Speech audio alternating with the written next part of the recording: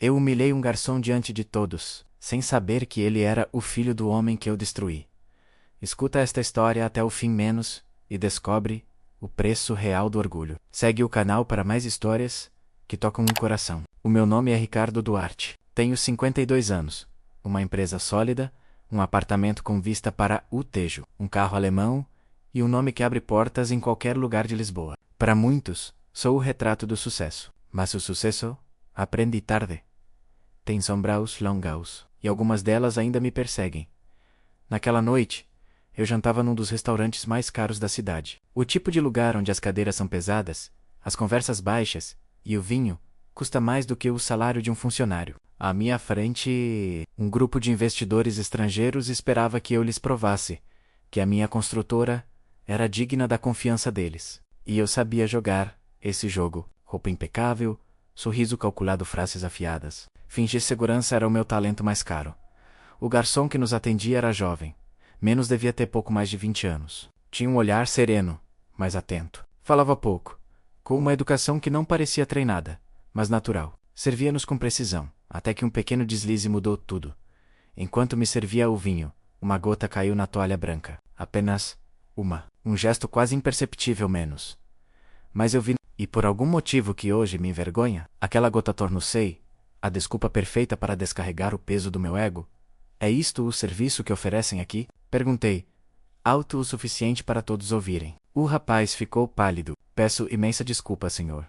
Foi um acidente. Acidente? Numa casa como esta, um acidente é uma vergonha. Os investidores olharam-me, alguns constrangidos. O rapaz tentou limpar discretamente a toalha, mas eu continuei.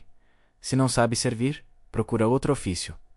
Ele baixou os olhos, mas não disse nada. Durante segundos o silêncio pesou mais do que qualquer palavra. E então, com voz calma, o rapaz respondeu. Um dia, o senhor vai entender o que é perder tudo. Sorri com desdém. A audácia dele pareceu-me quase divertida. Espero que esse dia nunca chegue, disse sarcástico. Ele chega a todos, respondeu o rapaz.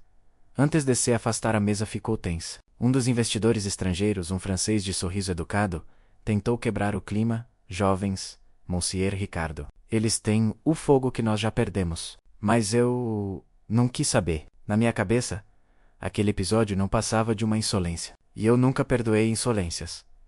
O jantar continuou, mas algo dentro de mim tinha mudado menos ainda que eu não o percebesse. Aquela frase ecoava, como um sussurro incômodo. Um dia, o senhor vai entender o que é perder tudo. No dia seguinte, acordei cedo, como sempre. O relógio biológico dos homens que comandam impérios não permite preguiça. Vesti o fato cinzento. Bebi café preto e fui para o escritório no chiado. Os funcionários cumprimenteve-me com um respeito quase militar. Alguns por medo, outros por interesse. Mas ninguém me olhava nos olhos. Passei a manhã em reuniões. Projetos, números, contratos. A minha vida resumia-se a planilhas e a vitórias. E, mesmo assim, senti um vazio estranho. O mesmo que vem quando se ganha demais, e já não se sabe por quê. Ao fim do dia, entre uma assinatura e outra, lembrei-me do rapaz. Por algum motivo, a lembrança irritou-me. Não era arrependimento, era algo pior. Orgulho ferido. Não suportava a ideia de alguém ter me enfrentado, mesmo que com apenas uma frase. Fiz o que sempre fiz. Engoli o desconforto e escandeou debaixo do disfarce do sucesso. Mas a mente tem memória própria, e a minha começou a brincar comigo. Naquela noite, enquanto jantava sozinho, olhei o reflexo no copo de vinho, e por um instante, vi o rosto do rapaz. Pisquei os olhos. Desapareceu. Sorri nervoso, como quem afasta um pensamento tolo. Mas a sensação ficou. Era como se a frase dele tivesse ficado presa em algum canto da minha cabeça. Decidi distrair-me com trabalho. Passei a chegar mais cedo ao escritório, a exigir mais, a gritar mais. Produtividade. Chamava. Mas era medo. Medo de parar e ouvir o que o silêncio tentava dizer-me. Certa tarde, entrei na sala de reuniões e encontrei o Henrique, meu braço direito, a discutir com um fornecedor. Interrompi-os. Que se passa aqui? Henrique hesitou.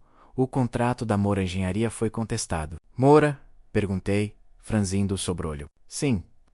Parece que há um problema com os direitos de propriedade dos projetos antigos. Fiquei em silêncio. Moura, Aquele nome soava familiar, mas eu não quis pensar. Enterrei-me novamente nos papéis e mandei seguir. Resolveremos isso depois, disse. Como sempre dizia tudo o que me incomodava. Alguns dias depois, voltei ao mesmo restaurante, o mesmo ambiente, a mesma música, o mesmo ar pretensioso que eu adorava. Mas o rapaz não estava lá. Perguntei discretamente ao gerente, o jovem que servia aqui. O moreno, de olhos claros. Saiu? O gerente hesitou. Saiu há 3 dias, senhor. Pediu demissão? Sim. Disse apenas que precisava acertar contas com o passado.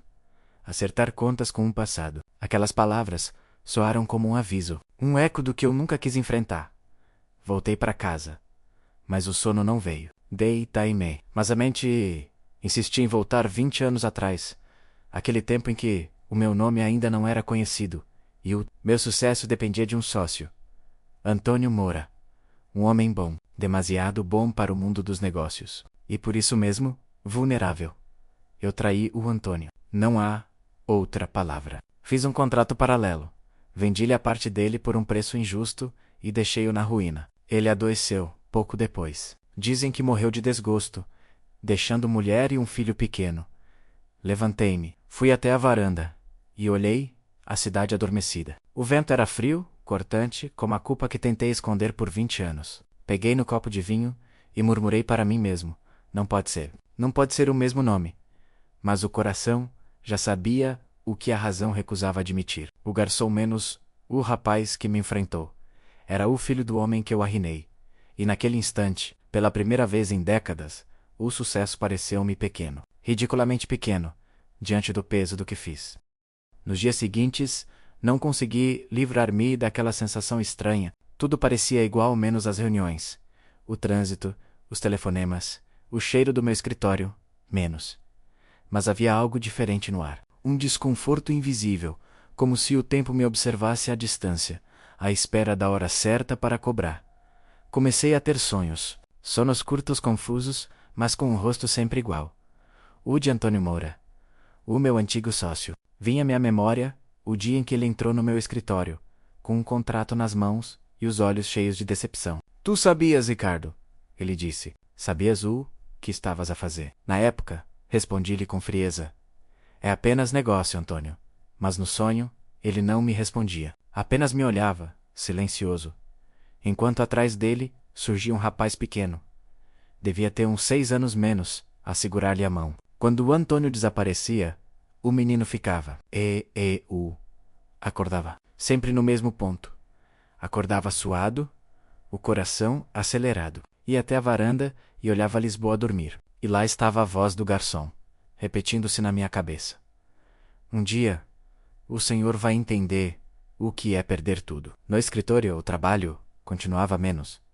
Mas eu já não o reconhecia. O brilho do sucesso parecia-me agora artificial, como uma fotografia antiga que perdeu as cores. Comecei a reparar nas pessoas à minha volta, nos funcionários que me cumprimentavam por medo, nos amigos que só me procuravam quando precisavam de algo. E percebi que o poder, quando não é partilhado, transforma-se numa prisão. O Henrique, meu diretor financeiro, percebeu a minha mudança. Tá tudo bem, Ricardo? Perguntou um dia. Tudo. Henrique, só ando cansado. Esse tu, é sobre aquele rapaz do restaurante? Olhe eu. Surpreso. Como sabes disso? Alguém comentou. Disseram que ficou mal aquela cena. Não me interessa, respondi, seco. Mas interessava mais do que eu queria admitir. Nessa mesma semana, recebi uma mensagem anônima no e-mail da empresa. As mentiras voltam quando menos esperas. M. Apaguei, rindo de nervoso. Podia ser uma brincadeira, um trote. Mas o M, no final, perturbou-me. Moura. Miguel Moura. Fiquei a olhar para o ecrã durante minutos. Depois desliguei o computador e saí. Precisava respirar. Caminhei sem destino até o cais do Sodré. Sentei-me num banco, a olhar o tejo o vento. Batia forte, trazendo o cheiro salgado do rio. Lembrei-me de quando jovem, sonhava em ser arquiteto. Queria construir casas bonitas, dar forma aos sonhos dos outros. E, no entanto, o que construí ao longo da vida foram muros menos muros de dinheiro. De orgulho, de medo. No dia seguinte, liguei para o restaurante. Pedi para falar com o gerente. O rapaz que trabalhava aí. Miguel? Miguel? Sabe onde o posso encontrar? Do outro lado, silêncio. Não temos contato dele, Sr. Duarte. Nenhum. Disse que não queria ser procurado. Desliguei devagar. Aquela recusa soava sentença. Senti-me estranho, não por remorso, mas por impotência. Era como se o destino me dissesse: agora és tu quem não é digno de resposta à noite. Decidi abrir a velha pasta, guardada no cofre. Lá dentro estavam os documentos que mudaram a minha vida a menos e destruíram a de Antônio Moura. Assinaturas, transferências, relatórios falsificados, tudo legalizado, tudo dentro da lei, mas profundamente errado. Peguei numa das folhas e passei os dedos sobre o papel amarelado. Lembrei-me da última vez que o vi. Ele estava sentado à minha frente, pálido, derrotado. Eu confiei em ti, Ricardo, disse. E tu roubaste-me o que era meu. Eu apenas respondi: o mundo não é justo, Antônio. Aprende isso. Hoje percebo que a injustiça começou ali e nunca mais me largou. Fechei a pasta e bebi um copo de uísque. Olhei o reflexo do copo e vi o meu próprio rosto menos cansado, vazio. Já não era o homem confiante de antes. Era um corpo habitado por memórias que pesavam mais do que o dinheiro que tinha. Poucos dias depois, algo estranho aconteceu. Estava a dar uma palestra sobre liderança ética numa universidade. Ironia das ironias.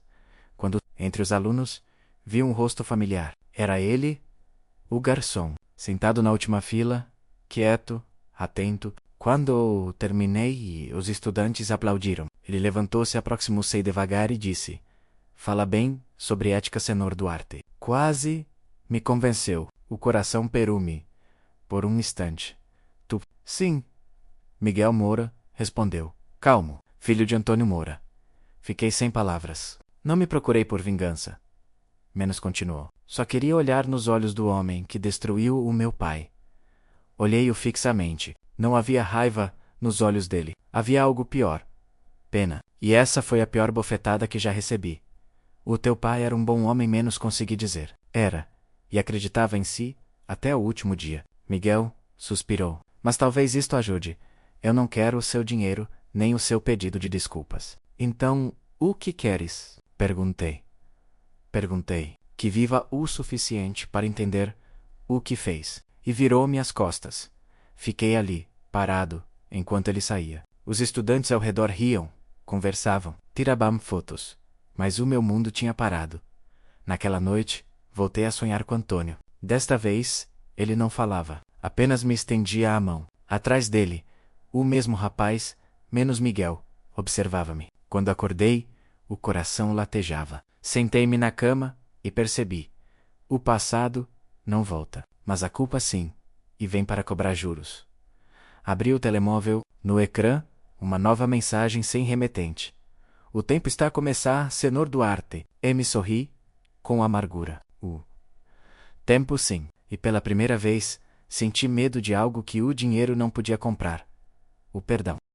Durante dias, vivi em silêncio. As palavras de Miguel ecoavam na minha cabeça como um sino que nunca deixava de tocar. Quero que viva o suficiente para entender o que fez. Eu tentava seguir a rotina, menos reuniões, telefonemas, contratos, mas nada fazia sentido. Tudo o que antes me dava poder, agora parecia ridículo. A caneta com que eu assinava a cor dos milionários pesava como chumbo. O relógio caro no meu pulso marcava as horas com uma precisão que já não me servia. O tempo corria, mas não a meu favor. Comecei a perder o apetite. O rosto no espelho parecia o de um estranho. O brilho dos olhos desaparecera, substituído por uma sombra cansada. Os funcionários percebiam, mas ninguém dizia nada. Respeito e medo são gêmeos disfarçados, e eu só inspirava o segundo.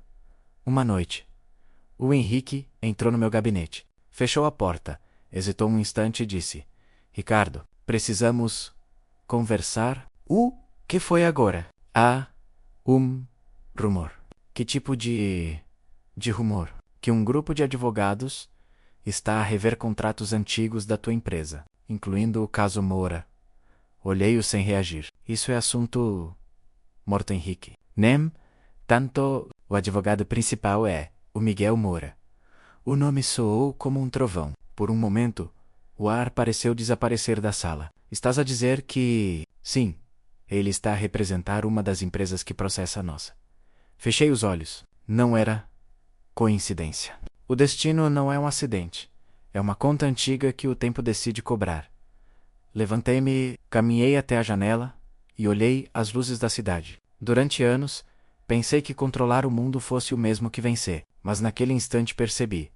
O mundo nunca é nosso menos, apenas emprestado, até aprendermos a cair. Nos dias seguintes, o pesadelo tornou-se real. A imprensa começou a investigar os contratos antigos. Nomes, datas, documentos, tudo reapareceu. As ações da minha empresa despencaram e os sócios começaram a afastar-se. Alguns tentaram culpar-me, outros fingiram que nunca me conheceram. Ou, Henrique, leal, até o fim, avisou-me. Vão te chamar a tribunal. Deixa vir em menos. Respondi. Já não tenho nada a esconder. Mas não era verdade. Ainda havia uma coisa que eu escondia, menos o arrependimento. E ele queimava como uma febre. Certa tarde decidi procurá-lo. Fui até o escritório da firma de advogados, onde sabia que Miguel trabalhava. A secretária, educada mais fria, perguntou. Tem hora marcada? Não, mas diga-lhe que o senhor Ricardo Duarte quer falar com ele. Ela hesitou, levantou-se e foi avisar. Voltou minutos depois. Pode entrar, sala 4. Abri a porta. Ele estava lá, sentado, com a serenidade de quem já não precisa vencer. Tinha o mesmo olhar calmo, mas agora havia nele uma força madura. O tempo dera-lhe o que me tirara. Passenor Duarte, disse, levantando-se. Miguel? Miguel? Respondi, tentando manter a voz firme. Precisamos conversar sobre o quê? Perguntou, cruzando os braços. Sobre o passado. Ele sorriu, sem ironia. O passado não muda, mas pode ensinar. Sentei-me e ficamos frente a frente, como dois tempos diferentes da mesma história. O teu pai. Comecei. O meu pai acreditava em si. Interrompeu-me. Dizia que era o cérebro do negócio e que juntos fariam história. Fizemos, mas não a que ele merecia. Não, Miguel respirou fundo. O senhor roubou-lhe tudo. Baixei a cabeça. Sei disso. O silêncio que se seguiu foi denso. Nenhum de nós quis preencher o vazio. Era um silêncio necessário. O tipo de silêncio que pesa mais do que qualquer palavra. Sabe o que é curioso, senhor Duarte? Disse Miguel, após alguns segundos. O quê? Eu cresci a odiá-lo. Jurei que quando tivesse poder, o faria pagar. E... conseguiu? Murmuvarei. Ele abanou a cabeça. Não, porque ao ver o homem que o senhor se tornou, percebi que o castigo já começou há muito tempo. Levantei o olhar. O que queres dizer? A culpa é uma prisão mais cruel do que qualquer sentença. Aquelas palavras entraram em mim como lâmina. Senti os olhos arderem, mas não deixei que as lágrimas caíssem. O teu pai era melhor do que eu, disse. E se pudesse voltar atrás, mas não pode, completou Miguel. E eu também não quero isso. Então, o que queres? Ele levantou-se, caminhou até a janela e respondeu sem olhar para mim. Quero que faça algo que o seu dinheiro nunca fez. Algo bom, sem interesse. Olhei-o, confuso. Algo bom. Sim. Faça algo que ajude alguém. Não a mim, nem ao meu pai, menos alguém que não possa pagar-lhe de volta. Fiquei em silêncio. Aquela era a primeira vez em anos que alguém me pedia algo sem querer nada. Ele virou-se e completou. Se fizer isso, talvez um dia se perdoe. Quando saí do escritório, senti o corpo leve, mas a alma pesada. Não era raiva, nem vergonha. Era uma estranha forma de esperança. Nessa noite, voltei a sonhar. Desta vez o Antônio estava de pé, num campo claro. Tinha o mesmo sorriso sereno de antigamente. Ao lado dele, o pequeno Miguel corria, rindo. Quando me viram, o Antônio acenou e disse apenas: ainda há tempo. Acordei com lágrimas nos olhos. E percebi. O passado não se apaga, mas pode ser escrito de novo, menos com arrependimento, com verdade e com amor.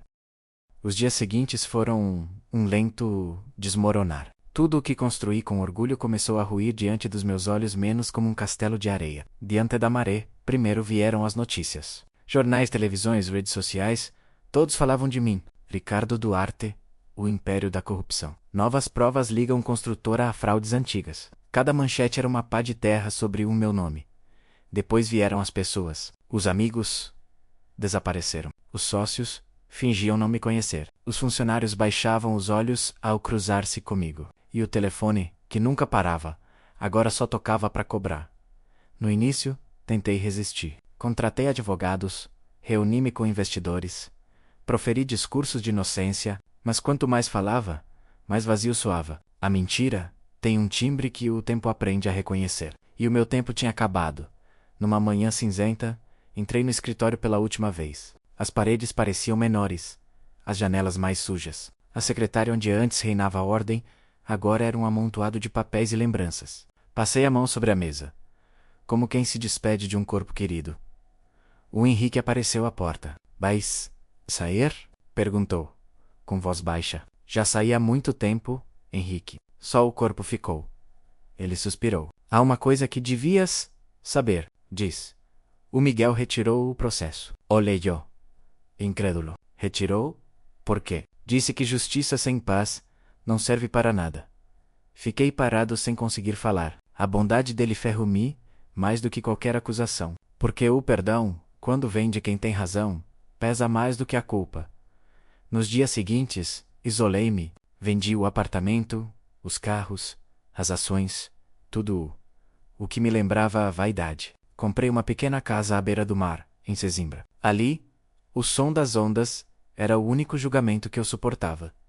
De manhã, caminhava pela areia fria. À tarde, lia cartas antigas, guardadas em gavetas que nunca abri. Entre elas, encontrei uma fotografia.